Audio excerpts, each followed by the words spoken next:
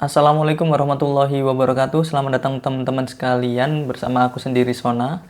Kita ketemu lagi di konten YouTube kali ini. Anyway, untuk teman-teman yang baru tahu konten ini atau kanal YouTube ini, aku akan perkenalkan diri terlebih dahulu biar ya kita lebih mengenal lagi. Perkenalkan, aku Sona. Aku adalah orang yang antusias terhadap dunia pendidikan dan juga literasi. Uh, Ya, aku sejauh ini udah publish 2 buku karena itu menjadi core skillku menulis. Sekarang ya fokus untuk menulis buku selanjutnya, buku ketiga dan seterusnya ya. Kemudian juga aku aktif nulis juga artikel, kemudian opini di blog pribadiku ataupun di media lokal maupun media nasional secara online. Apalagi ya? Ya aktif juga di dunia pendidikan, maksudnya mengajar juga, ya mengajar online seperti itu. Kemudian aku juga seorang apa ya, entrepreneur dalam artian aku juga punya toko buku online sendiri gitu kan. Baru mulai juga sudah berjalan beberapa bulan inilah gitu. Ya kedepannya semoga lebih berkembang lagi dan bisa apa ya, berkontribusi besar terhadap literasi di masyarakat Indonesia. Nah, untuk kontenku sebenarnya aku banyak ngebahas tentang pendidikan juga, isu-isu pendidikan, khususnya yang mengarah kebijakan juga. Kemudian tentu saja literasi gitu kan, terkait baca, nulis dan hal-hal seputar literasi lah intinya gitu. Berpikir juga karena literasi nggak hanya baca tulis ya, tapi apa ya, kemampuan berpikir juga gitu loh, memahami suatu hal dan lebih dalam lagi terkait apa ya, filosofi berpikir itu sendirilah dari seseorang gitu. Uh, Terus sesekali juga membahas isu yang ada di masyarakat. Ya isu-isu yang hangat lah, tapi emang nggak sering. Kalau emang itu meresahkan buat aku, ya aku bahas itu. Kalau enggak ya ya udah nggak dibahas isu masyarakat. Tapi kalau dua hal tadi, pendidikan dan literasi, pasti dibahas itu. Nah, di kesempatan kali ini mau sharing terkait literasi. Lebih spesifiknya adalah terkait menulis opini ya. Gitu. Jadi beberapa bulan yang lalu, kalau nggak salah sekitar bulan Juni atau Juli, sebenarnya aku ikut pelatihan terkait menulis opini gitu loh, secara online ya. Dari Sediksi, itu media lokal yang ada di Malang. Jadi Sediksi buka kelas untuk menulis opini, aku tertarik. Uh, nah sejak saat itulah aku aktif menulis opini gitu loh. Karena sorry, for your information, sebenarnya aku lebih lebih apa ya, lebih dulu lah intinya menulis artikel ya yang akademik seperti itu ketimbang menulis opini, karena background waktu kuliah dulu lah istilahnya gitu. Jadi karena ada suatu hal di perkuliahan, terus akhirnya aktif dalam menulis sebuah artikel ya kan. Nah, baru-baru ini emang aku mulai aktif menulis opini gitu. Karena dulu merasa artikel itu jauh lebih oke ya, lebih formal soalnya itu. Nah, kalau opini ya bisa dibikin formatnya itu formal, tapi kan lebih cenderung subjektif ya. Sementara artikel itu objektif. Nah, ini baru memulai gitu. Baru beberapa bulan yang lalu. Nah, ditambah lagi setelah itu juga sering sering membaca buku yang berkaitan dengan menulis opini. Nah, ini dia salah satunya.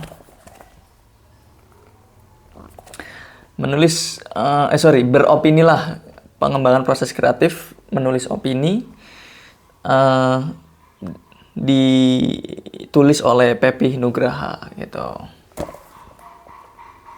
Buku ini menurutku bagus, sangat bagus, menuntun kita untuk gimana sih nulis opini seperti itu.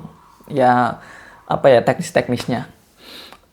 Tapi sebenarnya isinya juga tidak jauh berbeda dengan ikut pelatihan menulis ya waktu itu di kelas gitu loh. Nah, jadi aku rangkum lah sehingga oke, saatnya untuk berbagi kepada teman-teman sekalian gitu. Barangkali juga bermanfaat untuk teman-teman. Karena menurutku menulis opini itu lebih mudah daripada menulis artikel atau bahkan menulis cerpen dan menulis buku ya, gitu. Karena ya ini alasannya adalah kita setiap hari itu beropini, kita berargumentasi, menyampaikan pendapat kita. Ya mungkin formatnya tidak menulis, tapi berbicara. Ketika kita nongkrong dengan teman, ketika kita berbicara dengan rekan kerja gitu kan, terus berdiskusi. Nah, ada aspek-aspek opini yang kita sampaikan gitu loh. Jadi menurutku ini kalau targetnya adalah kalau kamu pengen bisa menulis dengan baik gitu kan, memulainya adalah dengan nulis opini aja gitu loh. Itu cara yang lebih mudah ketimbang harus memaksakan untuk nulis artikel gitu.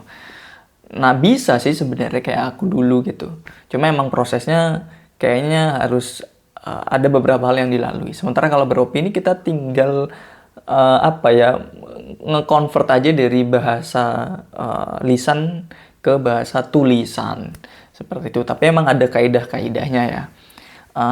Sebenarnya kalau kita hanya ingin beropini setelah itu kita publish di sosial media kita saja gitu, tanpa kita publish di media tertentu ya sebenarnya beropini akan jauh lebih mudah malahan gitu. Kita nggak perlu mikirin tentang formatnya seperti apa, bagaimana penyampaiannya. Kita nggak perlu mikir seperti itu karena kita hanya publish itu atau kita hanya tunjukkan itu kepada platform pribadi kita gitu loh.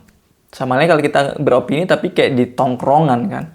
Gitu. Beda kalau kita beropini tapi di ranah yang sedikit lebih formal, misalnya di group discussion seperti itu di kampus gitu kan.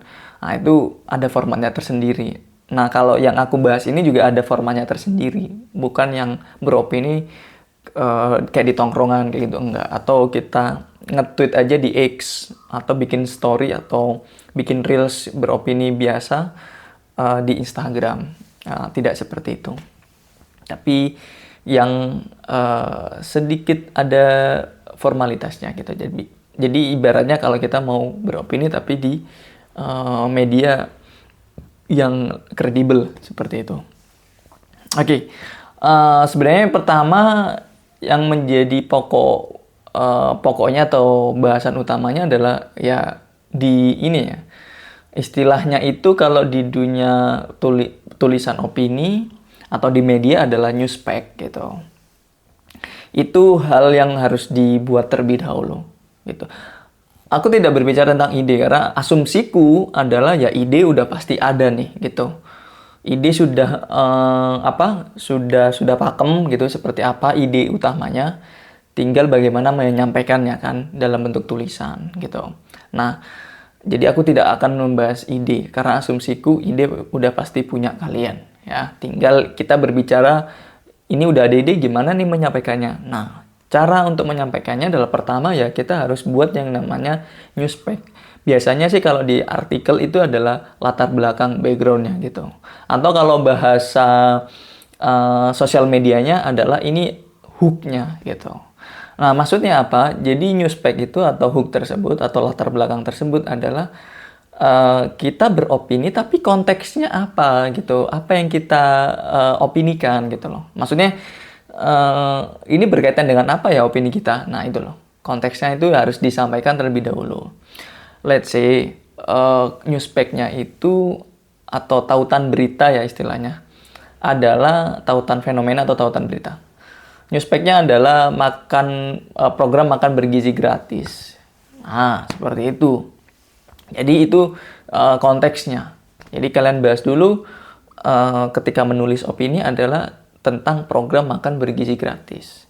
Nah, ya ini bisa lebar banget ya kalau kita ngomongin program makan bergizi gratis. Jadi mungkin bisa dispesifikkan dikit ya. Misalnya adalah terkait berita terbaru atau enggak permasalahan terbaru gitu. Jadi biar enggak misalnya let's say awal mula pembuatan atau bagaimana Pak Presiden membuat program makan bergizi gratis itu terlalu jauh gitu. Boleh tapi terlalu jauh gitu kan. Kalau bisa sih jangan sejauh itu. Tapi program makan bergizi gratis sudah beberapa minggu berjalan atau 1 bulan berjalan, yang terbaru adalah pemberitaan yang misalnya ada permasalahan ini gitu. Langsung aja dibahas seperti itu. Tapi harus ada tuh konteks berita yang ingin kita tanggapi gitu, atau fenomena yang ingin kita tanggapi sebagai opini kita. Jadi istilahnya newspek-nya atau hook-nya itu harus dibuat terlebih dahulu. Nah, kalau sudah, baru nih kita masuk ke menu utamanya ibaratnya, atau argumentasi kita atau opini kita tersebut, ya kan? Nah, ini syarat utamanya adalah kita harus punya sudut pandang kita sendiri ya. Karena kalau kita mau beropini, tapi opini kita sebenarnya adalah opini yang umum misalnya. Tidak masalah, tapi kalau bisa opini kita itu beda dari opini yang lain gitu loh. Karena kenapa? Kalau opini kita sama dengan orang lain gitu kan, atau opini publik ya, banyak orang gitu, ya nggak ada poin pembeda. Terus ketika kamu publish opini tersebut, tulisan opini tersebut, ya kurang menarik, karena ini udah jadi kacang goreng gitu loh. Ini udah semua orang udah bahas ini gitu loh. Jadi kecenderungannya adalah kalau kamu nggak menjadi pertama dalam menyampaikan opini tersebut, ya tidak banyak orang yang akan membaca ataupun menyikapi, merespon tulisan opinimu tersebut. Itu. Jadi kalau menjadi orang yang pertama, bahkan menjadi opini terbaik misalnya, ya bakal dinotis. Sementara kalau tidak, ya nggak akan dinotis oleh banyak orang gitu loh. Jadi kalau bisa, pakailah sudut pandang yang berbeda ketika menyampaikan opini, itu menuliskan opini. Contoh, balik lagi ke soal ini ya, program makan bergizi gratis. Kalau semua orang membahas permasalahan, misalnya gitu kan, di media-media itu juga banyak orang yang membahas permasalahan dari program makan bergizi gratis, mungkin saatnya kamu tidak membahas masalah gitu. Tapi barangkali kamu bisa membahas terkait potensi dari program makan bergizi gratis. Seperti itu. Potensinya apa gitu. Itu sudut pandang kamu gitu loh. Misalnya potensi dari makan bergizi gratis adalah edukasi tambahan untuk siswa sekolah. Edukasi tambahan apa gitu. Ini opininya ya, adalah tentang gizi gitu. Gizi atau enggak terkait stunting gitu kan. Karena kan memang program tersebut diwacanakan untuk mengentaskan stunting yang ada di Indonesia kan. Jadi ini saatnya edukasi ke siswa terkait masalah stunting misalnya. Jadi ini potensinya. Jadi program makan bergizi gratis bisa dijadikan edukasi lanjutan ya, terkait stunting yang ada di Indonesia, terkait gizi yang baik itu seperti apa, dan seterusnya. Jadi itu bisa jadi POV yang baik untuk menulis opini atau menjadi argumentasi kita. Nah, tidak hanya sudut pandang yang berbeda untuk dimiliki, tapi juga harus, kalau bisa, adalah adanya data, dan semua itu dalam bentuk faktual. Nah kan, benar-benar tidak hanya imajinasi gitu loh, bukan imajinasi bahkan, tapi emang fakta, ya kan, terus didukung oleh data yang kuat gitu. Karena kenapa harus faktual dan data? Biar opini kita itu bukan sekedar opini yang mudah dibantah gitu, tapi opini yang benar-benar kuat banget gitu. Adanya data tersebut itu menguatkan, cenderung tidak mudah untuk dibantah. Mungkin bisa dipertimbangkan oleh orang lain ya, bisa juga sebenarnya dibantah ya kalau mereka atau orang lain tuh punya data yang lebih kuat daripada kalian gitu loh. Tapi kalau kalian udah riset dan data tersebut kuat, ya cenderung mereka tidak bisa membantah, dan bahkan bisa membangun kepercayaan bahkan. Opininya benar juga nih orang gitu. Nggak ada salahnya seperti ini, potensinya juga bagus nih. Nah, bahkan bisa hasil menggiring opini orang lain juga gitu. Nah, harus didukung oleh data yang kuat. Kemudian diakhiri dengan yang namanya penutup. Sesederhana itu. Penutupnya juga harus kuat.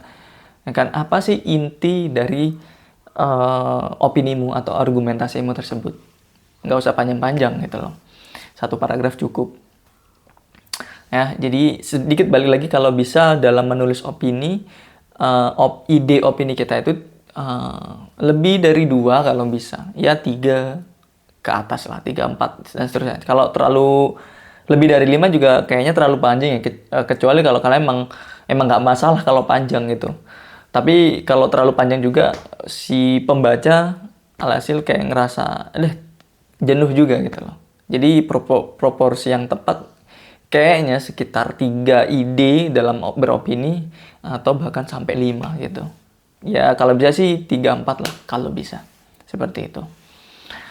Nah, itu aja yang bisa aku sampaikan untuk konten kali ini terkait rahasiaku dalam menulis opini, gitu kan. Yang ini format yang biasa aku gunakan untuk menulis opini di media atau bahkan untuk blog pribadiku.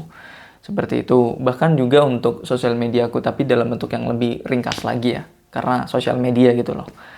Ya, semoga ini bermanfaat untuk teman-teman dan semoga ini bisa menjadi gambaran, bisa jadi dorongan juga untuk teman-teman dalam menulis opini.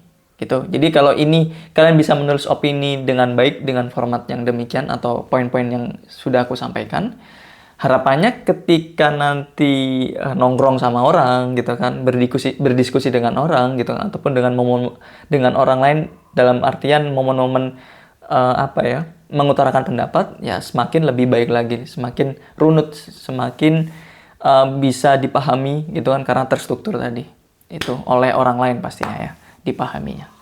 Terima kasih atas perhatiannya, semoga bermanfaat dan semoga tidak pusing juga lah dengan penyampaianku. Kita ketemu lagi di video berikutnya. Sampai jumpa dan wassalamualaikum warahmatullahi wabarakatuh. Bye.